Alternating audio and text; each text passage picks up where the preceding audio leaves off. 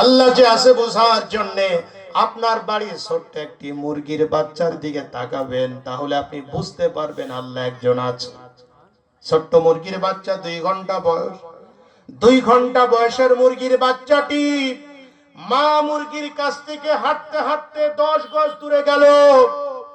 ঠিক ওই সময় আকাশের দিক থেকে একটি চিল এসে ছোট্ট মুরগির বাচ্চাটিকে আক্রমণ করলো।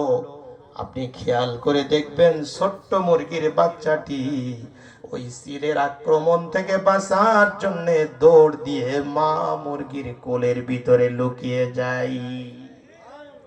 এটা নিয়ে একটু গবেষণা করেন, আল্লাহ আছে বুঝতে পারবেন। কে শিখিয়ে দিল বাচ্চাটিকে? রে বাচ্চা, চিল তোমার দুশ্মন, মুরগি তোমার মা। এই যে দুশ্মন আর বন্ধু, দুশ্মন আর মা যিনি চিনিয়ে দিয়েছেন ছোট্ট বাচ্চাটিকে, তিনি আর কেউ নাই, তিনি আমাদের আল্লাহ। জোরে বলেন আল্লাহু আকবার। সম্মানিত দিনী ভাইরা আমার, আল্লাহর পরিচয় আল্লাহ কুরআন শরীফের মধ্যে দিয়েছেন, ইন্নানি আনাল্লাহু লা ইলাহা ইল্লা আনা ফাবুদনি আকিমিস সালাতা লিযিকরি। নিশ্চয় আমি আল্লাহ, আমি ছাড়া কোনো ইলাহ নাই, মাবুদ নাই, আইনদাতা নাই, বিধানদাতা নাই, উপাস্য নাই। তোমরা আমার ইবাদত করো আর আমার জন্য নামাজ কায়েম করো। সুবহানাল্লাহ। আল্লাহ রাব্বুল আলামিন বলছে, বান্দা আমার খুঁজে পাও না, আমি আল্লাহ কেমন আল্লাহ শোনো। আমার পরিচয় ছোট্ট একটি সূরার মধ্যে আমি আল্লাহ দিয়েছি। আপনাদের সকলের মুখস্থ আছে সূরা ইখলাস, কুল হু আল্লাহ সূরা, সবার মুখস্থ আছে, পড়ুন।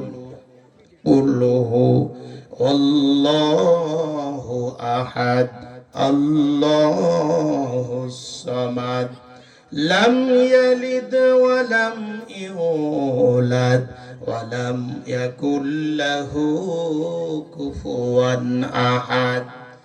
এর বাংলা অর্থ হলো, হে নবী আপনি বলুন আল্লাহ এক, তিনি কারো মুখাপেক্ষী নয়, তিনি কাউকে জন্ম দেন নাই, তিনাকেও কেউ জন্ম দেয় নাই। আকাশ আর জমিনে আল্লাহর সমকক্ষ আর কেউ নাই। ওয়াল্লাহুল্লাযী লা ইলাহা ইল্লাহু আলিমুল গায়বি ওয়াশ শাহাদাতি হুয়ার রহমানুর রহিম। আল্লাহ হচ্ছেন তিনি যিনি ছাড়া কোনো ইলাহ নাই, যিনি গায়েবের খবর জানেন, আবার প্রকাশ্য খবর জানেন। এই যে সামিয়ানার বাইরে কে দাঁড়িয়ে আছে, কোন পোকা আছে আমরা জানি না। এখান থেকে আক্কেলপুর বাজারে আর বদলগাছি বাজারে কে কোন জায়গায় দাঁড়িয়ে আছে আমরা তো কেউ জানি না, কিন্তু আওয়াজ দিয়ে বলেন সবকিছু জানেন কে? এখানে যারা বসে আছেন কার মনের ভিতরে কি আছে আমি আবু যার গিফারি জানি না, কিন্তু আওয়াজ দিয়ে বলেন গায়েবের খবর জানেন কে? কিন্তু আমার দেশে এক শ্রেণীর পীর বের হয়েছে। আমি পীর বিরোধী নয়, পীরদের ভালোবাসি, শ্রদ্ধা করি। আমার আব্বা ফুরফুরা পীর সাহেব হুজুরের একজন মুরিদ ছিলেন। আমি ফুরফুরার পাকশিতে প্রায় মাঝে মধ্যে যাই। আমি পীর বিরোধী নয়, কিন্তু এমন পীরের গল্প আমাদের করতে হয় মাঝে মধ্যে। পীর নামাজ পড়ে না, রোজা রাখে না, মুখে দাড়িটাও রাখে না, পীর দাবি করে, গাজায় টান মারে, এমন লোক আওয়াজ দিয়ে বলেন আছে কি নাই? নামাজ কালাম পড়ে না, যদি জিজ্ঞেস করেন নামাজ পড়ো না কেন, তখন ওনারা বলেন পানির নিচে বাতি জ্বলে, ও ওরে পানির নিচে বাতি জ্বলে, ঝড় বাতাসে নিভে না, খাঁটি পীরের মুরিদ হলে নামাজ কালাম লাগে না। নাউজুবিল্লাহ বলেন সবাই। আচ্ছা বলেন তো নামাজ লাগবে কি লাগবে না? আপনি পীরের মুরিদ হলেও নামাজ পড়তে হবে, বড় হুজুরের ছেলে হলেও নামাজ লাগবে, বড় মাওলানা হলেও নামাজ লাগবে, বড় কুতুব হলে আপনার নামাজ লাগবে। ধনীর জন্য নামাজ, গরিবের জন্য নামাজ, সবার জন্য নামাজ, কারো জন্য মাপ নাই। সম্মানিত দিনী ভাইরা, এই যে রোজার মাস আসছে, অনেকেই রোজা রাখবে না, দেখবেন ইফতার মাহফিলে ঘন ঘন যোগদান করবে। আওয়াজ দিয়ে বলেন ঠিক কিনা? এই জন্য মাঝে মধ্যে বলি, ওরা দাড়ি সাসা মশে আটা গাজা হাই মারে দম, নামাজও নেই রোজাও নেই, ইফতার খাওয়ার জম। সিল্লা বলেন আছে কি নাই? গায়েবের খবর জানেন কে? গায়েবের খবর কোন মৌলানা বলতে পারবে না, কোন ইমাম সাহেব বলতে পারবে না, কোন হাফেজ সাহেব বলতে পারবে না, কোন পীর সাহেব গায়েবের খবর জানে না, আল্লাহ পাক ছাড়া। আওয়াজ দিয়ে বলুন ঠিক কিনা? কিন্তু অনেকে মুরিদ, অনেক পীর গায়েব জানে, এরকম একটা ভাব দেখায়। এক গায়েব জানা হুজুরের গল্প সবার মুখস্থ আছে। এক পীর সাহেব কয়েকজন মুরিদকে সাথী করে নিয়ে আরেকটা মুরিদের বাড়ি দাওয়াত খাওয়ার জন্য যাচ্ছে। গেটের সামনে যে পীর সাহেব চোখ বন্ধ করে বলছে, সেই সেই সেই সেই সেই। মুরিদ বলছে, হুজুর ব্যাপার তো বুঝলাম না, সেই বলছেন কেন? এখানে তো কুকুর বিড়াল কিচ্ছু নেই, সেই সেই বলছেন কেন? পীর সাহেব বলছে, বাবা বুঝবা না, এখান থেকে ১৫০০ মাইল দূর হলো মক্কা শরীফ। আমি চোখ বন্ধ করে দেখলাম মক্কা শরীফে কুকুর ঢুকছে। আমার মতো পীর সাহেব জিন্দা থাকতে মক্কায় কুকুর ঢুকবে এটা কি করে হয়? চোখ বন্ধ করে ১৫০০ মাইল দূরে কুকুর তাড়ালাম। নাউজুবিল্লাহ বলেন সবাই। এ কথা শোনার সাথে সাথে যে বাড়ি দাওয়াত খেতে ঢুকবে সেই মুরিদের স্ত্রী আবার এই পীর সাহেবের কথাটা শুনেছে। আর ওই মুরিদের স্ত্রী মনে মনে নিয়ত করেছে, হুজুর যে কেমনে ১৫০০ মাইল দূরে দেখে, হুজুরকে একটু পরীক্ষা করা হবে। যাক, এখন খাবার সব প্লেটে সাজিয়ে দিয়েছে। মুরিদদের প্লেটে প্রথমে দিয়েছে ভাত, এরপরে মাছ, এরপরে গোশত, এরপরে ভাজি, এরপরে বগুড়ার আপনাদের ঐতিহ্য আলু ঘাটি, এসব দিয়ে মুরিদদের প্লেট সাজিয়ে দিয়েছে। আর হুজুরের যে প্লেটটা, ওই প্লেটে প্রথমে গোশত মাছ ভাজি দিয়ে উপরে ভাত দিয়ে হুজুরের সামনে দিয়েছে। মুরিদরা সব খাচ্ছে আর হুজুর শুধু মুখ চুলকিয়ে তাকিয়ে তাকিয়ে দেখছে। এখন মুরিদের স্ত্রী এটা খুব মানে দেখতেছে, বিষয়টা খেয়াল করে পর্দার আড়াল থেকে মুরিদের স্ত্রী একটু দেখে বলছে, কি ব্যাপার হুজুর সাহেব, আপনার মুরিদরা সব খানা খাচ্ছে, আপনি চুপচাপ কেন? আপনি খাচ্ছেন না কেন? তখন পীর সাহেব বলছে, আমার মুরিদদের কত সুন্দর গোশত ভাজি দিয়েছো, আর আমারে শুধু ভাত দিয়ে খাও খাও বলছো, তোমাদের তো একটু মানে বিবেক থাকার দরকার। তখন মুরিদের স্ত্রী দুই চার কথা হতে হতে এক পর্যায়ে বলছে যে, হুজুর আপনি আমাদের বাড়ি ঢোকার সময় সেই বললেন, আমার স্বামী আপনাকে জিজ্ঞেস করেছিলেন সেই বললেন কেন? আপনি বললেন ১৫০০ মাইল দূরে কুকুর তাড়িয়েছি। ১৫০০ মাইল দূরে কুকুর দেখতে পারেন, ১.৫ ইঞ্চি ভাতের নিচে গোশত দেখতে পারেন না। আপনি যেগুলো ভণ্ডামি, এতে কোনো সন্দেহ নাই, এ ভণ্ডামি চলবে না, পাকা লাঠি দিয়ে ভণ্ডামি ছুটিয়ে দেওয়ার দরকার। সুতরাং আমরা বলতে চাই, যেই পীর নামাজ পড়ে না, যার মুরিদ নামাজ পড়ে না, যেই পীর নিজেও গাঁজা খায়, মুরিদও গাঁজা খায়, যেই পীর কবর পূজা করে, মুরিদও কবর পূজা করে, এরা পীর হতে পারে না। আওয়াজ দিয়ে বলুন ঠিক কিনা? আওয়াজ দিয়ে বলেন, নামাজ কারোর জন্য মাপ আছে? as-salatu imaduddin, man aqamaha faqad aqamaddin wa man tarakaha faqad hadamaddin। নামাজ ধর্মের খুঁটি। যে ব্যক্তি নামাজ কায়েম করলো সে ব্যক্তি ধর্মকে ঠিক রাখলো, আর যে ব্যক্তি নামাজ ছেড়ে দিল সে ব্যক্তি ধর্মকে ধ্বংস করে ফেললো। সম্মানিত দিনী ভাইয়েরা আমার, আজ মুসলমান আজান হয়ে যায়, মসজিদে যায় না। মুসলমান তুমি নামাজে দাঁড়াও না, অথচ আল্লাহ রাসূলের সাহাবীদের দিকে তুমি তাকাও। বিশ্ব নবীর সাহাবীরা বিপদের সময়ও নামাজ, সুখের সময়ও নামাজ, জেলখানায়ও নামাজ, ফাঁসির মঞ্চের সামনে দাঁড়িয়ে ও নামাজের কথা বলেছেন নবীর সাহাবীরা। বিশ্ব নবীর সাহাবী হযরতে খুবাইব রাদিয়াল্লাহু তাআলা আনহু, কাফের বেঈমানেরা ঘরের মধ্যে বন্দী করেছে, খাবার দেয় না, পানি দেয় না। ওই কাফেররা মনে করলো ক্ষুধার্ত হয়ে খুবাইব যখন মারা যাবে তার লাশটা ফেলে দেব। বেশ কয়েকদিন পরে মক্কার কাফেররা খুবাইবকে যেই ঘরের মধ্যে বন্দী করেছিল সেই ঘরের তালাটা খুললো। মনে মনে চিন্তা করলো, আমরা খুবাইবকে তার লাশটা ফেলে দেব, যেহেতু কয়েকদিন আমরা খাবার পানি দেই নাই। বন্ধুগণ আমার, কাফের বেঈমানরা দরজা খুলে ওরা দেখতে পেল খুবাইব রাদিয়াল্লাহু তাআলা আনহু মরে নাই, বরং খুবাইব রাদিয়াল্লাহু তাআলা আনহু আগের চাইতে বেশি সুন্দর হয়ে গেছেন। হযরত খুবাইব রাদিয়াল্লাহু তাআলা আনহুর পা থেকে শুরু করে মাথা পর্যন্ত বিরাট আঙ্গুরের ঝোঁকা। এই আঙ্গুর মদিনার আঙ্গুর নয়, মক্কার আঙ্গুর নয়, এই আঙ্গুর আল্লাহর জান্নাতি ফেরেশতারা পাঠিয়ে দিয়েছে। আওয়াজ দিয়ে বলেন আল্লাহু আকবার। মক্কার কাফের বেঈমানরা দেখলো খুবাইব রাদিয়াল্লাহু তাআলা নামাজ পড়ে আর আঙ্গুর ফল খায়। কাফেররা বুঝতে পারলো এইভাবে অত্যাচার নির্যাতন করে খাবার পানি বন্ধ করে দিয়ে খুবাইবকে হত্যা করা যাবে না। তাই 40 জন কাফের খুবাইবকে জেলখানা থেকে বের করে মক্কার মরুভূমিতে নিয়ে গেল, ফাঁসির মঞ্চ তৈরি করলো। কাফেররা ডাক দিয়ে বলল, খুবাইব তোমার হাত কাটা হবে, তোমার পাও কাটা হবে, তোমার শরীরের গোশতগুলো কেটে কেটে টুকরা টুকরা করা হবে, তারপরে তোমাকে ফাঁসিতে ঝুলিয়ে তোমার মৃত্যুদণ্ড দেয়া হবে। ও খুবাইব, এই জীবনের শেষ মুহূর্তে তুমি কি চাও বলো। হযরতে খুবাইব রাদিয়াল্লাহু তাআলা আনহু সেদিনে কথা বলেন নাই যে আমার তোমরা টুকরা টুকরা করে তোমরা ফাঁসি দেবে, আমি তো মারা যাব, আমার কলিজার ডোরা সন্তান এতিম হয়ে যাবে, আমার সন্তানের সামনে যখন আমার লাশ যাবে, আমার কলিজার টুকরা সন্তান আমার লাশের উপরে চড়ে হাউমাউ করে কাঁদবে, আমি আমার এই কলিজার টুকরা সন্তানকে একটু দেখতে চাই। আমার জনম দুঃখিনী মা সন্তান হারা হয়ে যাবে, মা পাগলিনী হয়ে যাবে, আমি আমার মায়ের মুখটা একটু দেখতে চাই। খুবাইব রাদিয়াল্লাহু তাআলা এই কথা বলেন নাই, বরং মক্কার কাফিরদের বলেছিলেন, ও মক্কার কাফেরেরা তোমরা শোনো, আমাকে জিজ্ঞেস করছো জীবনের শেষ মুহূর্তে তুমি কি চাও।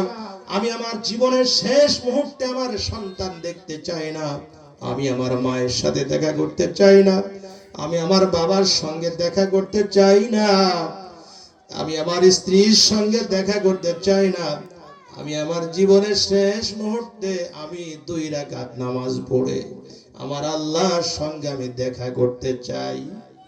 সম্মানিত দিনী ভাইরা আমার, নবীর সাহাবীকে কাফের বেঈমানেরা নামাজের পারমিশন দিল। বিশ্ব নবী সাহাবী খুবাইব রাদিয়াল্লাহু তাআলা তো কাফেরদের অস্ত্র উঁচু করে দাঁড়িয়ে আছে, একটু পরেই তাকে আঘাত করে শরীরের গোশতগুলো হাত থেকে আলাদা করে দেবে, ফাঁসিতে ঝুলাবে। তরবারি তারা চতুর্দিকে খাড়া করে আছে। আর এই মৃত্যুর আগ মুহূর্তে খুবাইব রাদিয়াল্লাহু তাআলা তায়াম্মুম করে 2 রাকাত নামাজ পড়ে দিলেন। নামাজ শেষ করে খুবাইব রাদিয়াল্লাহু তাআলা চোখ দিয়ে টপ টপ করে পানি পড়তেছে। কাফেররা ডাক দিয়ে বলল, ও খুবাইব, বুঝতে পেরেছি তুমি মৃত্যুর ভয়ে কাঁদতেছো, তুমি মৃত্যুর ভয়ে কাঁদতেছো। খুবাইব রাদিয়াল্লাহু তাআলা বলেছিলেন, শোনো কাফির বেঈমানেরা, আমি মৃত্যুর ভয়ে কাঁদতেছি না, আমি কাঁদতেছি এই জন্য আমার মনে চাচ্ছে যদি আরো 2 রাকাত নামাজ আমি এই সময় পড়তে পারতাম, আমি আমার আল্লাহকে একটু বেশি করে খুশি করতে পারতাম। নারায়ে তাকবীর।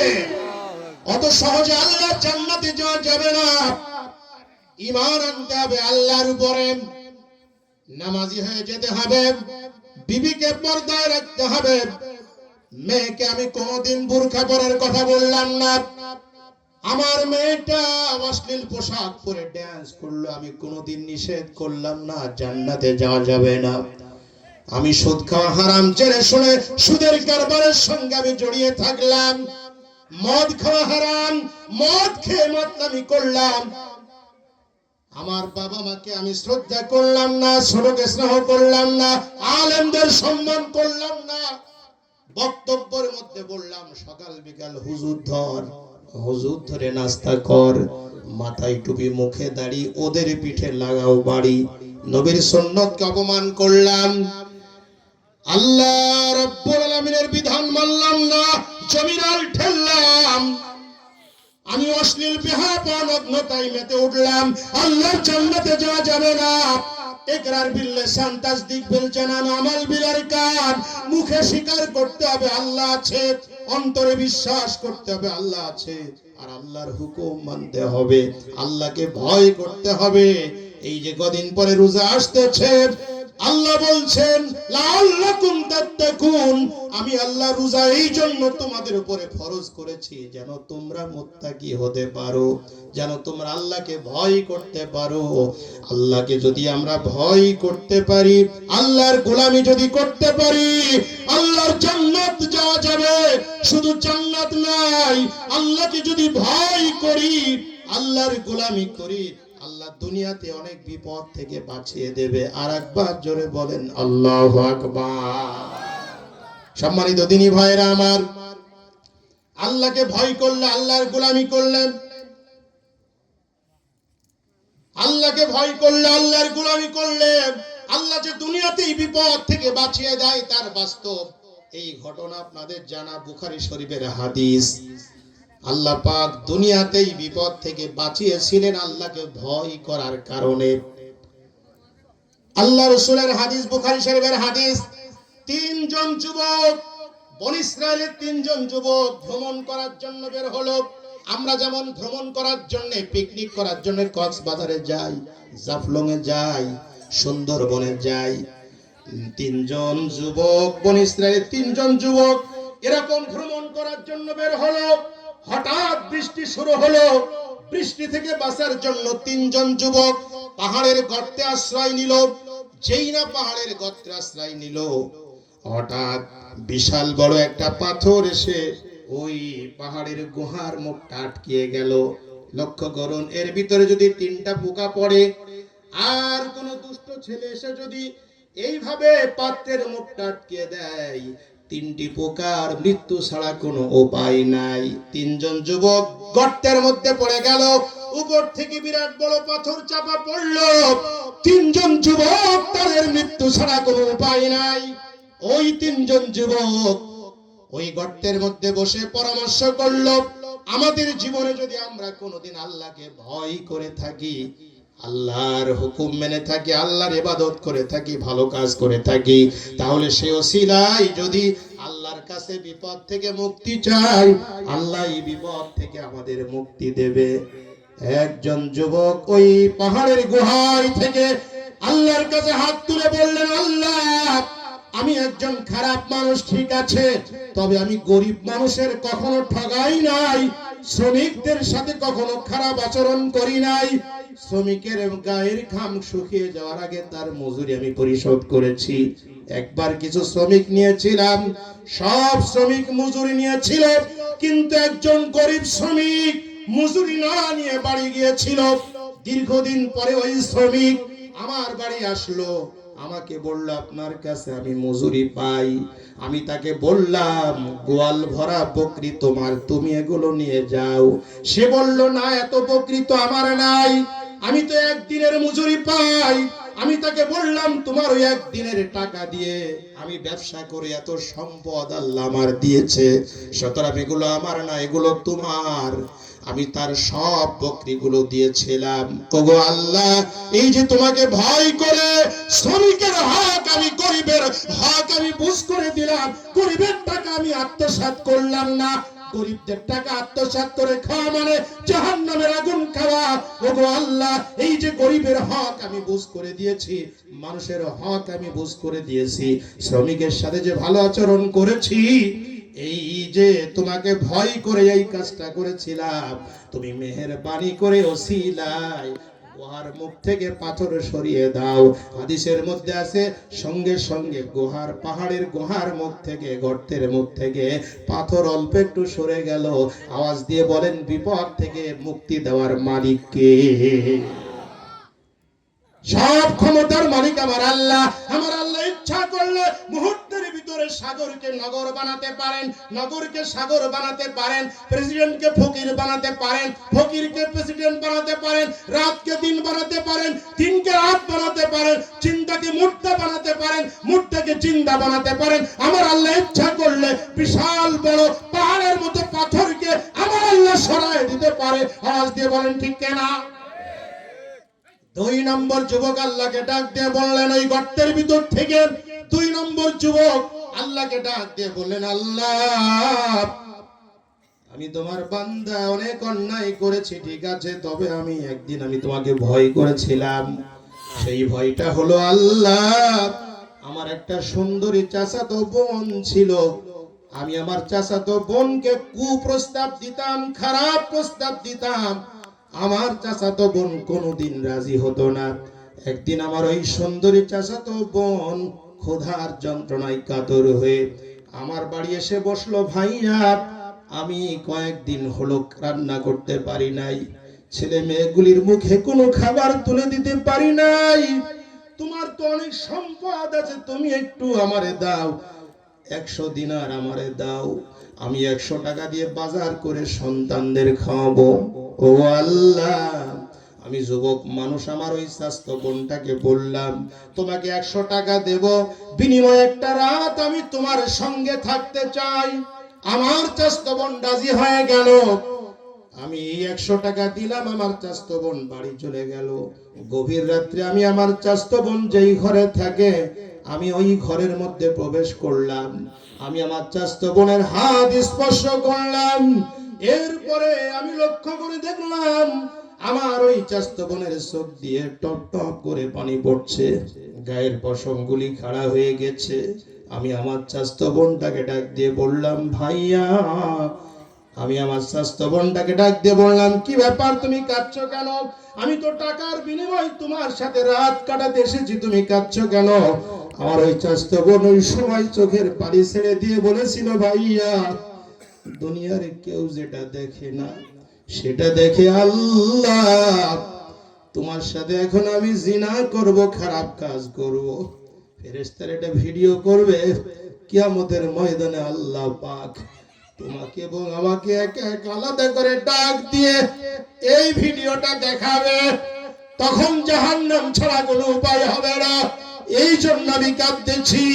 যুবক আল্লাহকে ডাক দিয়ে বললে আল্লাহ, আমি আমার চাচতো বোনের কাছে ক্ষমা চেয়েছিলাম, তুমি আমারে মাফ করে দাও, আমি আমার চাচতো বোনের সঙ্গে অপকর্ম করি নাই, টাকাও ফেরত নিই নাই। ওগো আল্লাহ, এই যে তোমাকে ভয় করেছিলাম, এই ওসিলাই মেহেরবানি করে তুমি গুহার মুখ থেকে পাথর সরিয়ে দাও।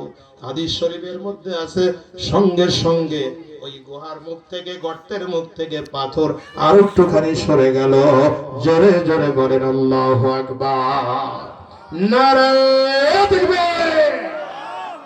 সম্মানিত তিনি ভাইরা আমার, পর্দার মায়ের আল্লাহকে ভয় করুন, পর্দায় চলুন, স্বামীকে মর্যাদা দেন, পরপুরুষের সাথে কথা বলা বাদ দিয়ে দেন, আল্লাহকে ভয় করে চলুন। আজান হয়ে গেলে নামাজে দাঁড়িয়ে যান। রোজার মাস আসবে, রমজান মাসে রোজা রাখুন, পর্দায় থাকুন, স্বামীর খেদমত করুন, নামাজ পড়ুন, আল্লাহর জান্নাত আপনার জন্য খোলা থাকবে। সম্মানিত দিনী ভাইরা আমার, 3 নম্বর যুবক ওই পাহাড়ের গর্তের মধ্য থেকে আল্লাহকে ডাক দিয়ে বলে আল্লাহ, আমার জীবনে আমি অনেক খারাপ কাজ করেছি ঠিক আছে, কিন্তু আল্লাহ আমার মা এবং বাবাকে আমি খুব ভালোবাসতাম, আমার বৃদ্ধ আব্বাকে আমি খুব ভালোবাসতাম, আমার বৃদ্ধা মাকে আমি খুবই ভালোবাসতাম, আমার কিছু ছাগল ছিল, বকরি ছিল, ওই ছাগলের দুধ দহন করে সর্বপ্রথম আমার আব্বা মাকে আমি দুধ পান করাতাম, এরপর আমার সন্তান, আমার বিবি এবং আমরা দুধ পান করতাম। একদিন আমি ছাগল চড়িয়ে বাড়ি আসলাম, ছাগলের দুধ দহন করে মা এবং বাবা যেই ঘরে থাকে সেই ঘরে ঢুকলাম, ঢুকে দেখি মা ঘুমিয়ে পড়েছে, আব্বাও ঘুমিয়ে পড়েছে। সারা রাত ধরে মার মাথার কাছে দুধের গ্লাস নিয়ে দাঁড়িয়ে থাকলাম। গভীর রাত্রে আমার মায়ের ঘুম ভেঙে গেল, মা আমাকে মাথার কাছে দাঁড়িয়ে থাকতে দেখে ডাক দিয়ে বলল, আব্বু এত রাত তুমি মাথার কাছে দাঁড়ানো কেন? আমি সেদিন আমার মাকে বলেছিলাম, মা ছাগলের দুধ দহন করে সর্বপ্রথম তোমাদের পান করাই দুধ। আজকে আমি দুধ দহন করে যখন ঘরের মধ্যে ঢুকলাম, এসে দেখলাম তুমি এবং আব্বা ঘুমিয়ে পড়েছো। নিয়ত করলাম তোমাদের দুধ যতক্ষণ পান করাতে পারবো না ততক্ষণ আমি দুধ পান করব না। এই যুবক বলল, আল্লাহ এই যে আমার মাকে বাবাকে শ্রদ্ধা করেছি, সম্মান করেছি, ইজ্জত দিয়েছি, আল্লাহ তুমি ওসিলায় মেহেরবানি করে গুহার মুখ থেকে, গর্তের মুখ থেকে পাদর সরিয়ে দাও। হাদিস শরীফের মধ্যে আছে সঙ্গে সঙ্গে গুহার মুখ থেকে বিশাল বড় পাথরটা সরে গেল, তিনজন যুবক বিপদ থেকে মুক্তি পেয়ে গেল। এই জন্য যারা আল্লাহকে ভয় করে চলবে, আল্লাহর গোলামি করবে, আল্লাহর আইন মেনে চলবে, আল্লাহর সেজদা দেবে, রোজার মাসে রোজা রাখবে, মিথ্যা ছেড়ে দেবে, বেয়াদবি ছেড়ে দেবে, মানুষের উপর জুলুম ছেড়ে দেবে। আজ মানুষের বিরুদ্ধে মামলা দেয়, মানুষের উপরে জুলুম করে। আজ জুলুম যুলমাতু ইয়াউমাল কিয়ামা, জুলুম কিয়ামতের ময়দানে অন্ধকার হয়ে উঠবে। লা ইয়ারহামুল্লাহু মান লা ইয়ারহামুন নাস, মানুষের উপর যারা রহম করে না, আল্লাহ তার উপরে দয়া করবে না। আওয়াজ দিয়ে বলুন ঠিক কিনা? যে ব্যক্তি মানবতার কল্যাণে কাজ করে তিনি সর্বোত্তম ব্যক্তি। কুনতুম খায়রা উম্মাতিন উখরিজাত লিন-নাস তা'মুরুনা বিল মারুফ ওয়া তানহাউনা আনিল মুনকার। আল্লাহ বলতে তোমরাই শ্রেষ্ঠ জাতি, মানুষের কল্যাণের জন্য তোমাদের সৃষ্টি করা হয়েছে। তোমরা সৎ কাজের আদেশ করো, অসৎ কাজের নিষেধ করো। এই জন্য ভাইরা আমার, জান্নাতে যাবে তারা আল্লাহর উপর ঈমান এনেছে যারা। আওয়াজ দিয়ে বলুন ঠিক কিনা? আপনাদের খুব কষ্ট হচ্ছে না? আমি এখনই মুনাজাত দিয়ে দিচ্ছি। আল্লাহ রাব্বুল আলামিন তার প্রতি ঈমান, এরপরে আমলে সলে, ভালো কাজ ছাড়া আল্লাহ জান্নাতে যাওয়া যাবে না। আমলে সলে করতে হবে। এখন আমলে সলে আমরা মনে করি নামাজ পড়া শুধু ভালো কাজ, রোজা রাখা শুধু ভালো কাজ, হজ করা শুধু ভালো কাজ, জিকির করা শুধু ভালো কাজ।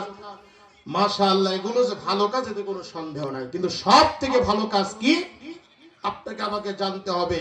বুখারী শরীফের হাদিস, আন আবি যার রাদিয়াল্লাহু তাআলা আন ক্বালা কুনতু ইয়া রাসূলুল্লাহ সাল্লাল্লাহু আলাইহি ওয়াসাল্লাম আইয়ুল আমালি আফজাল ক্বালা আল ঈমানু বিল্লাল জিহাদ ফি সাবিলিল্লাহ, রাহুল বুখারী। আবার কিছু বলতে পারবেন না, বুখারী শরীফের হাদিস, আমার নবী মুহাম্মদ সাল্লাল্লাহু আলাইহি ওয়াসাল্লামের বাণী। সুবহানাল্লাহ বলেন সবাই। হযরত আবু যার গিফারি রাসূলকে বললেন, হুজুর সবথেকে ভালো কাজ কোনটি? নবীজি বললেন, সবথেকে ভালো কাজ দুইটি। এক নম্বর আল্লাহর উপর ঈমান আনা, দুই নম্বর আল্লাহর রাস্তায় জিহাদ করা, ইসলামী আন্দোলন করা। জোরে বলেন আল্লাহু আকবার। আল্লাহর প্রতি ঈমান, এটা ভালো কাজ। দুই নম্বর হচ্ছে আল্লাহর দ্বীন বিজয়ের জন্য, ইসলামকে বিজয়ের জন্য, আল্লাহর কোরআনের বিধান প্রতিষ্ঠার জন্য প্রাণান্তকর প্রচেষ্টা করা, আন্দোলন করা, সংগ্রাম করা, জিহাদ করা, এটি হচ্ছে ভালো কাজ। সম্মানিত দিনী ভাইরা আমার, এই ভালো কাজ যারা করবে আল্লাহ পাক তাদের ব্যাপারে কোরআনুল কারীম সূরা তাওবার 20 নম্বর আয়াতে আল্লাহ পাক বলছে, আল্লাযীনা আমানু হাজারু ওয়া জাহাদু ফি সাবিলিল্লাহি বিআমওয়ালিহিম ওয়া আনফুসিহিম আযামু দারাজাতান ইনদাল্লাহ ওয়া উলাইকা হুমুল ফাইজুন। যারা ঈমান আনবে, হিজরত করবে, সংগ্রাম করবে আল্লাহর রাস্তায়, তাদের মাল জান দিয়ে তাদের সম্মান আল্লাহর কাছে সবচাইতে বেশি, এবং তারাই হলো সফল কাজ। যারা বলেন আল্লাহু আকবার। আল্লাহর জমিনে আল্লাহর দ্বীন বিজয়ের কাজ যারা করে, আল্লাহর কাছে সবথেকে তারা মর্যাদা সম্পূর্ণ ব্যক্তি। এটা আল্লাহর কথা। আজকে যুবক ভাইরা, তোমরা কোথায়? মাদকের সাইলাম, ইয়াবা, মাদক খেয়ে জীবন নষ্ট করে ফেললে। তোমার বাপ মা লক্ষ লক্ষ টাকা খরচ করে তোমার জন্য, লেখাপড়া করার জন্য, তুমি মদ খেয়ে বন্ধুদের সাথে আড্ডা দিয়ে তোমার জীবন ধ্বংস করে ফেললে। আওয়াজ দিয়ে বলো ঠিক কিনা? এই যে 14ই ফেব্রুয়ারি গেল বিশ্ব ভালোবাসা দিবস, বিশ্ব ভালোবাসা দিবস, এটা তো বেহায়াপনা দিবসে পরিণত হয়ে গেছে। যুবক যুবতী, তরুণ তরুণী রাস্তাঘাটে যেভাবে চলে, পার্কে যেভাবে যায়, এটা দেখে মনে হয় না এটা মুসলমানের দেশ। আওয়াজ দিয়ে বলুন ঠিক কিনা? আজকে যুবক, আল্লাহকে ভয় করো, আল্লাহর গোলামি করো, আল্লাহর ইবাদত করো, আল্লাহর জমিন, আল্লাহর দ্বীনের বিজয়ের জন্য প্রাণান্তকর প্রচেষ্টা করো। তোমার মতো যুবক, এই যুবকের গল্প বলেই হয়তো আমার বক্তব্য শেষ হবে। মেয়েদের ব্যাপারে হয়তো দুই একটি কথা শেষে বলা লাগবে। তোমার মতো যুবক, আজকে তুমি নামাজ নাই, রোজা নাই, পর্দা নাই, ইসলাম নাই, বাপ মার খেদমত নাই, ছোটকে স্নেহ নাই, বড়কে সম্মান নাই, আলেমকে তাজিম নাই।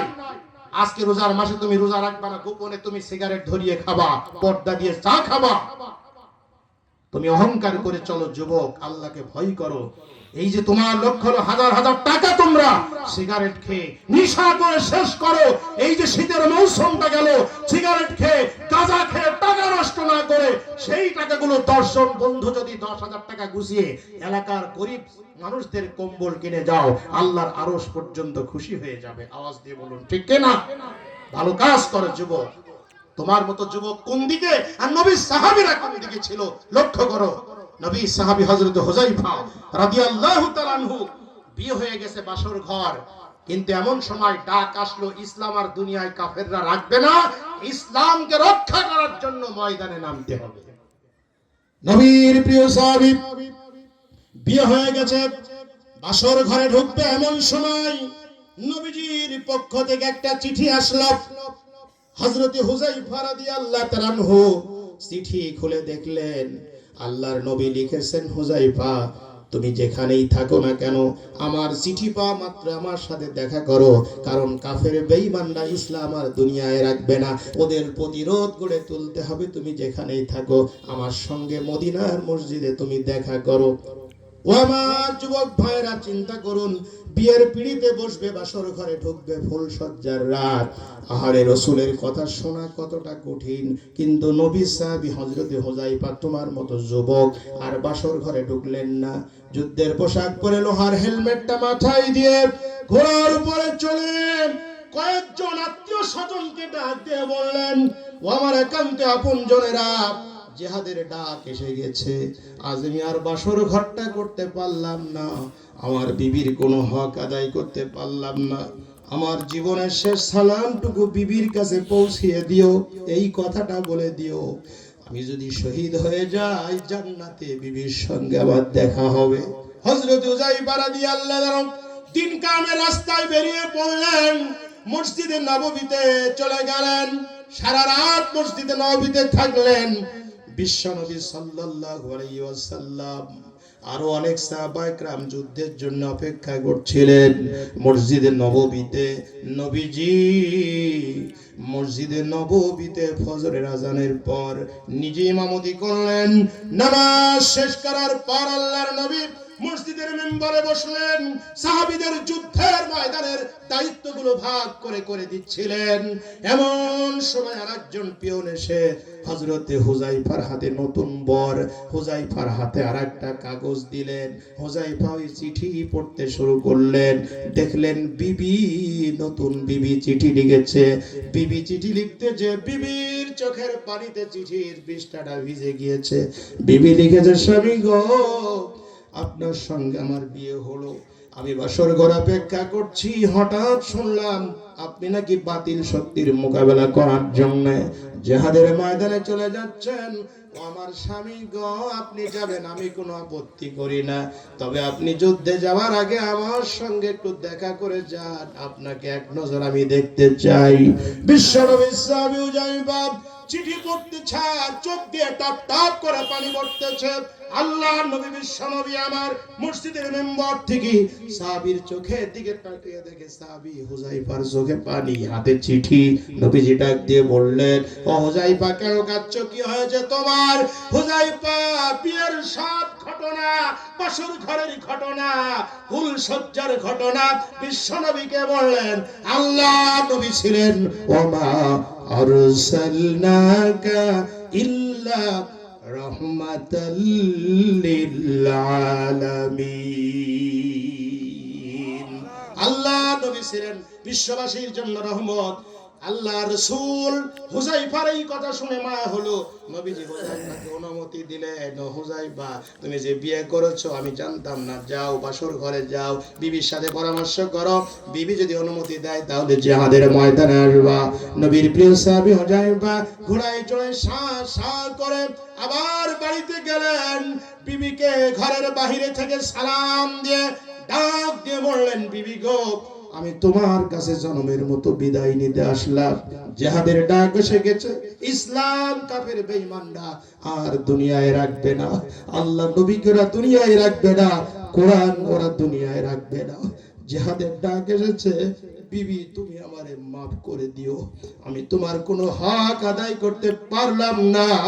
হযরতে হুযায়ফার বিবি এক গ্লাস শরবত তৈরি করে স্বামীর সামনে দাঁড়িয়ে গেলেন, ডাক দিয়ে বলে, স্বামী গো, জরমের মতো আপনার সঙ্গে আমার আর দেখা হবে না, আপনার কোনো খেদমত করতে পারলাম না। ও আমার প্রাণের স্বামী গো, একটু শরবতটুকু কষ্ট করে বানিয়েছি, শরবতটুকু পান করে যুদ্ধে যান। আপনি যদি শরবতটুকু পান করেন আর যুদ্ধে গিয়ে যদি শহীদ হয়ে যান, আমি মাঝে মধ্যে তাহাজ্জুদের নামাজ পড়ে আমার আল্লাহকে বলবো, আল্লাহ আমার স্বামীর আমি কোনোদিন খেদমত করতে পারি নাই, তবে দীর্ঘায়বের রাস্তায় যাওয়ার আগে আমি এক গিলাস শরবত পান করিয়েছিলাম। হযরত হুযায়ফার চোখ দিয়ে টপ টপ করে পানি পড়ে, দুটি গাল ভিজে যাচ্ছে, দাড়ি ভিজে যাচ্ছে। হুযায়ফা বিবি হাত ধরে ডাক দিয়ে বলে, বিবি গো, শরবত যদি পান করি দিন কায়েমের রাস্তায় যাওয়া আমার পক্ষে সম্ভব হবে না, বিবি গো রেখে দাও তুমি শরবত। হযরত হুযায়ফার বিবির হাত থেকে শরবতের গ্লাসটা পড়ে গেল। হুযায়ফার বিবি যখন দেখলেন স্বামী শরবত পান করবেন না, হুযায়ফার বিবি এবার জীবনের শেষ মুহূর্তে স্বামীর দুটি হাত ধরে ডাক দিয়ে বলে, স্বামী গো, যাও তুমি যুদ্ধে যাও, দিন কায়েমের রাস্তায় বেরিয়ে যাও, বাতিল শক্তির মোকাবেলা করার জন্য বেরিয়ে যাও।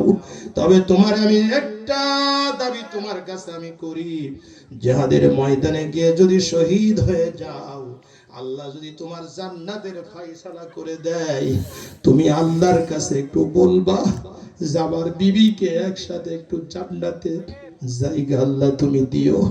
হুযায়ফা বিবির চোখের পানিগুলো মুছিয়ে দিয়ে ডাক দিয়ে বলে, বিবি গো, জিহাদের ময়দান আমি চলে গেলাম, ইকামতে দ্বীনের কাজে চলে গেলাম, বাতিল শক্তির মোকাবেলা করার জন্য চলে গেলাম। জিহাদের ময়দানে গিয়ে যদি শহীদ হয়ে যাই, আল্লাহ যদি আমার জান্নাতের ফয়সালা করে দেয়, ও বিবি গো, আমি একা একা জান্নাতে যাব না, তোমার সাথে করে আমি আল্লাহর জান্নাতে যাব। হুযায়ফা তোমার মতো যুবক জিহাদের ময়দানে চলে গেলেন, জিহাদ শুরু হয়ে গেল। কাফির বেঈমানেরা হযরত হুযায়ফা রাদিয়াল্লাহু তাআলাকে আঘাতের পর আঘাত করলো। হুযায়ফা রাদিয়াল্লাহু তাআলা শাহাদাত বরণ করলেন। নবীজি সংবাদ পেয়ে হুযায়ফার লাশের কাছে গিয়ে হাউমাউ করে কাঁদতেছিলেন। এমন সময় আল্লাহর ফেরেশতা জিবরিল আমিন এসে বিশ্ব নবীকে ডাক দিয়ে বললেন, ইয়া রাসূলুল্লাহ, ইয়া হাবিবাল্লাহ সাল্লাল্লাহু আলাইহি ওয়াসাল্লাম, আপনি কাঁদছেন কেন? নবীজি বললেন, ও আল্লাহর ফেরেশতা জিবরাইল, আমার এই হুযায়ফার জীবন ইতিহাস তুমি যদি জানো, তুমিও চোখের পানি আটকাতে পারবা না। আমার হুযায়ফা নতুন বিয়ে করেছিল, বাসর ঘর রেডি ছিল, যখন জিহাদের ডাক শুনেছে আমার হুযায়ফার বাসর ঘরটা না করে জিহাদের ময়দানে এসেছে, কাফির বেঈমানরা তাকে শহীদ করে দিল, এই জন্য আমি কাঁদতেছি। জিবরিল আমিন ডাক দিয়ে বললেন, নবী গো, আপনার সাহাবী হুযায়ফা নতুন বিবির চাইতে, বাসর ঘরের চাইতে, বাবা মার চাইতে আল্লাহর দ্বীনকে, ইসলামকে বেশি ভালোবেসে, কোরআনকে বেশি ভালোবেসে জিহাদের ময়দানে এসে জীবন দেওয়ার কারণে আল্লাহ পাক আপনার হুযায়ফার উপর এত খুশি হয়েছেন। হুযায়ফার জন্য একটা নাই, দুইটা নাই, জান্নাতের অসংখ্য হুর গেলেমা হুযায়ফার আশেপাশে আছে হুযায়ফার খেদমত করার জন্য। জোরে জোরে বলেন আল্লাহু আকবার। কি হবে নামাজে রোজা ইমানদারির বড়াই করে যদি এই খোদার কোরআনের রাস্তাঘাটে থাকে পড়ে, মসজিদের কোণে বসে জিকির যতই করো কষে, এভাবে যাই না পাওয়া আল্লাহকে। কি হবে যুবকের নামে বোঝা হয়ে এই ধারাতে, যেখানে মা বোনেরা ধর্ষিতা হয় দিনে রাতে। জোরে বলুন ঠিক কিনা? কি হবে যুবকের নামে বোঝা হয়ে এই ধারাতে, যেখানে মা বোনেরা ধর্ষিতা হয় দিনে রাতে। যৌবনের সার্থকতা বুঝিবে সকল ব্যথা, আরো যদি বলি দিতে মানবরূপী পশুটাকে। কি হবে বেঁচে থেকে অযথা বিদ্যা শিখে যদি না গড়তে পারি শোষণবিহীন সমাজটাকে। লিল্লাহি তাকবীর, লিল্লাহি তাকবীর। আল্লাহ তুমি এই মহল্লার সব ভাইকে মাফ করে দাও, যত মানুষ মারা গেছে সবাইরে মাফ করো, এই কমিটিকে আল্লাহ কবুল করো। চতুর্থ বছর তাফসীর মাহফিল হচ্ছে, প্রত্যেক বছর দল মত নির্বিশেষে গ্রামবাসী তাওহীদি জনতা মাহফিল দিতে পারে তৌফিক দাও। জোরে বলুন আমিন, আরো জোরে শুনে আমিন। মা এবং বোনেরা, যেহেতু মা বোনরাও 2-4টা আসছে, জোরে বলে আসছে কি নাই? আসে না মা বোনরা? মা বোনদের ব্যাপারে যদি আমি 10 মিনিট কথা বলি চলে যাবেন নাকি আপনারা? 5-7 মিনিট মা বোনদের ব্যাপারে বলি সংক্ষিপ্ত করে। মায়েরা, আপনাদের জান্নাতে যাওয়া খুব সহজ। নামাজ, রোজা, পর্দা আর স্বামীর মূল্যায়ন, স্বামীর খেদমত। আমাদের মেয়েরা নামাজ পড়ে, রোজার মাসে রোজা রাখবে, নফল রোজা রাখবে, কিন্তু আমাদের মেয়েদের দুর্বলতা খুব বেশি 2 জায়গায়। একটি হচ্ছে পর্দা, আর একটি হচ্ছে স্বামীকে অবমূল্যায়ন। আওয়াজ দিয়ে বলেন ঠিক কিনা? এটা কিন্তু আমাদের এই বদলগাছি তথা নওগাঁ জয়পুরহাটের মেয়েরা এদিক দিয়ে ভালো আছে সম্ভবত, কিন্তু এই রোগ অনেক জায়গায় মেয়েদের মধ্যে আছে, পর্দা করতে চাই না, আর পর্দাও করবে না। আবার রাস্তাঘাটে দেখবেন অনেক মেয়েরা ওড়না ফেলে দিয়ে ওরা বলবে ইফটিজিং বন্ধ করতে হবে, জেনা বন্ধ করতে হবে। আমি মাঝে মধ্যে বলি, আপনারা ওড়না ফেলে দিয়ে জেনা বন্ধ করতে হবে, ধর্ষণ বন্ধ করতে হবে বলছেন। আমি উদাহরণ দিতে গিয়ে বলি, এই যে পাত্রের মধ্যে যদি আপনি খেজুরের গুড় রাখেন, ধরেন খেজুরের গুড় আমার যশোর, কুষ্টিয়া, চুয়াডাঙ্গায় বেশি হয় এগুলো। খেজুরের গুড় আপনি পাত্রের মধ্যে রেখে যদি ওই খেজুরের গুড়ের পাত্রে এইভাবে ঢাকনা না দিয়ে গুড়ের পাত্রটা খুলে রেখে যদি আপনি আর আমি বলি এলাকার মাসি আর মশা, খবরদার গুড়ের পাত্রে বসবার, যদি বসো 10,000 টাকা জরিমানা, 10টা করে বেদ। আপনারা বলুন, গুড়ের পাত্রে কি মাছি পড়া বন্ধ হবে? একটু জোরে বলেন, মাছি পড়া বন্ধ হবে? গুড়ের পাত্রে মাছি পড়া বন্ধ হবে তখন, গুড়ের পাত্রে ঢাকনা দিয়ে স্লোগান দেওয়া হবে যখন। মা বোনেরা ইফতিজিং, জেনা, ধর্ষণ, ব্যভিচারের হাত থেকে বাঁচবেন তখন, আল্লাহর কোরআনের আইন, পর্দা প্রথা মেনে চলবেন যখন। আর এক বছরে বলুন ঠিক কিনা? তো পর্দার মানে এই নয় যে আপনাকে ঘরের মধ্যেই থাকতে হবে। আপনি লেখাপড়া করতে পারবেন, চাকরি করতে পারবেন, ব্যবসা করতে পারবেন, কৃষি কাজ করতে পারবেন, তবে পর্দা মেনটেন করে। আওয়াজ দিয়ে বলুন ঠিক কিনা? মেয়েদের মধ্যে আরেকটা রোগ আছে, স্বামীকে মর্যাদা দিতে চাই না। অনেক জায়গায় এলাকার মেয়েরা বলো স্বামীকে মূল্যায়ন করতে চাই না। এক জায়গায় এক হুজুর বক্তব্য দিয়েছে, স্বামীর মাথায় যদি বিবি হাত বুলিয়ে দেয়, স্বামীর মাথার চুল পরিমাণ বিবি নেকি পাবে। সুবহানাল্লাহ বলে সবাই। এই বক্তব্য শোনার পর একজন মেয়ে লোক পর্দার আড়াল থেকে হাত উঁচু করে বলছে, হুজুর আপনি ওয়াজ বন্ধ করেন। হুজুর তো ভয় পেয়ে গেল, মেয়ে লোকটি আমার মারবে নাকি। হুজুর বলেন, আম্মা জান কেন ওয়াজ বন্ধ করব? উনি বললেন, হুজুর আপনি বললেন স্বামীর মাথায় যদি বিবি হাত বুলিয়ে দেয়, স্বামীর মাথা চুল পরিমাণ বিবি নেকি পাবে, কিন্তু হুজুর আমি এমন কপাল পোড়া বিবি, আমার স্বামীর মাথা যে হুজুর একটা চুলও নেই। এখন আপনি বলেন আমার সওয়াবটা হবে কি হবে? হুজুর বলছে, তোমার স্বামীর মাথায় যদিও চুল থাকবে না, তবুও তুমি মাথায় হাত দেবে, খেদমত করবে, মর্যাদা দেবে, বিনিময় তোমার মাথার যত চুল আল্লাহ তত নেকি তোমার আমলনামায় দেবে। সুবহানাল্লাহ বলেন সকলে। অনেক বিবি আছে স্বামীর মাথায় হাত দেয় না, বন্ধুর মাথায় ভালোই হাত বুলায়। আওয়াজ দিয়ে বলুন ঠিক কিনা? আবার এই কথা বলে, স্বামী আমার যেমন তেমন দেওরা মনের মতো রে, নাউজুবিল্লাহ মিন জালিক। এই বক্তব্য শোনার পরে যুবকরা, মুরব্বীরা, মানে স্বামী যারা আছে খুব খুশি হলো। আর আমার মা বোনরা যারা বিয়ে হয়ে গেছে তারা কিন্তু খুব রাগ করেছে। আমি আপনাদেরকেও একটু বলছি, আপনার বিবি শুধু আপনার মর্যাদা দেবে, বিবি শুধু আপনার খেদমত করবেন না, আপনি আমি স্বামী হিসাবে আমার বিবিকে সম্মান দিতে হবে, মর্যাদা দিতে হবে, বিবির অধিকার আদায় করতে হবে। আওয়াজ দিয়ে বলুন ঠিক কিনা? আল্লাহর নবী বলেছেন, স্বামীর গোশত তুমি যেমন খাবে তোমার বিবিদেরকে তেমন খাবে। তুমি যেমন দামের পোশাক পরবে তোমার বিবিকেও তেমন দামের পোশাক দেবে। কেউ খাবে কেউ খাবে না, ইসলাম বলছে তা হবে না, তা হবে না। মেয়ের মর্যাদা ইসলাম দিয়েছে। আওয়াজ দিয়ে বলুন ঠিক কিনা? সম্মানিত মায়েরা, বক্তব্য শেষ হয়ে যাচ্ছে। আমরা পুরুষ, আমাদের পায়ের তলায় জুতা, আর আপনি মা, আপনার পায়ের তলে আল্লাহর বেহেশত মাপ। আপনি দোয়া করলে কবুল হয়ে যায়, বাবা দোয়া করলেও কবুল হয়ে যায়, মা দোয়া করলেও কবুল হয়ে যায়। তবে বাবার চাইতে মায়ের দোয়াটা 3 গুণ বেশি কবুল হয়। মা দোয়া করার কারণে একজন গরিব মানুষ নবীর সাথে জান্নাতে যাবে, সকলের জানা আছে। হযরতে মুসা নবীর সাথে একজন গরিব কসাই জান্নাতে যাবে মায়ের দোয়ার কারণে। হযরতে মুসা নবী আল্লাহকে ডাক দিয়ে বললেন, আল্লাহ আমার সাথে জান্নাতে যাবে কে? আল্লাহ বললেন, মুসা তোমার সাথে জান্নাতে যাবে। অমুক বাজারের অমুক গরিব কসাই মূসা নবী সকালবেলা নাস্তা করে ওই বাজারে চলে গেলেন। দেখলেন কসাই গোশত বিক্রি করছেন। মূসা আলাইহিস সালাম সেখানে অপেক্ষা করলেন। দেখলেন ওই কসাই দুপুরের পরে অল্প কিছু গোশত ব্যাগের ভিতরে নিয়ে বাড়ির দিকে চলে যাচ্ছে। মূসা আলাইহিস সালাম কসাইকে ডাক দিয়ে বললেন, বাবা কসাই, আমি তোমার বাড়ি একটু মেহমান হতে চাই। কসাই বললেন, হুজুর, আপনার মতো পরহেজগার আল্লাহওয়ালা মানুষ আমার বাড়ি মেহমান হবে, এটা আমার কপাল ভালো। কসাই মূসা নবীকে বাড়িতে নিয়ে গেলেন, মেহমানদারি করলেন।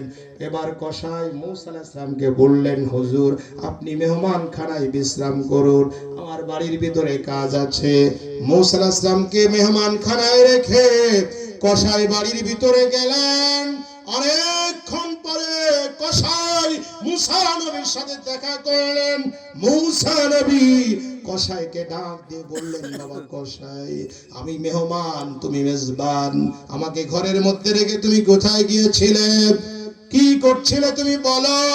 কসাই মূসা নবীকে ডাক দিয়ে বললেন, হুজুর, আমার বাবা আমাকে ছোট্ট থেকে দুনিয়া থেকে বিদায় নেয়। আমি আমার আব্বার আদর কদর আর ভালোবাসা মায়া মমতা কোনোদিন পাই নাই। এমন সন্তান দুনিয়া আছে বাবার ভালোবাসা তেমন পাই নাই। আহারে, আমাদের ওই প্রিয় শরীফ ওসমান হাদি ভাই, ছোট্ট শিশু, 8 মাস বয়স, দুনিয়ায় থুয়ে গেলেন। ওই ওসমান হাদি ভাইয়ের শিশু ছেলেটি আর তার বাবাকে কোনোদিন দেখতে পাবে না। বড় হয়ে বাবার কবরে, কবি নজরুল ইসলামের কবরের পাশে হাদি ভাইয়ের কবর, ওই কবরের পাশে গিয়ে চোখের পানি ফেলবে। এই রকম ওই কসাই ডাক দিয়ে বলছে, হুজুর, আমি আমার আব্বার আদর কদর আর ভালোবাসা মায়া মমতা কোনোদিন পাই নাই। আমার মা আমাকে কষ্ট করে লালন পালন করেছিল, ওই মা আমার বুড়ি হয়ে গেছে, মা হাঁটতে পারে না, নড়াচড়া করতে পারে না, আমার মা নিজে রান্না করে খাওয়ার ক্ষমতা নাই। তাই আমি গরিব মানুষ, কসাইগিরি করি, বাড়িতে চলে আসি, মাকে সুন্দর করে গোসল করিয়ে দেই, সুন্দর বিছানায় বসিয়ে দেই, রান্নাঘরে চলে যাই, নিজ হাতে রুটি তৈরি করি, তরকারি রান্না করি, রুটি তরকারি বৃদ্ধা মায়ের কাছে নিয়ে চলে আসি। আমার মার পাশে বসে বসে আমি রুটি ছেড়ে মায়ের মুখে তুলে দেই। আমার মা শক্ত খাবার চিবিয়ে খেতে পারে না। আমি আমার বুড়ি মা বৃদ্ধা মার পাশে বসে শক্ত খাবার গুলো চিবিয়ে নরম করে আমি আমার বুড়ি মায়ের মুখে তুলে দেই। আমার জনম দুঃখিনী মা খায়, আর মায়ের চোখ দিয়ে পানি পড়ে। আমার মা দেখে 2 হাত তুলে দোয়া করে, হুজুর, আজকে আমি আমার ওই মায়ের খেদমত করছিলাম।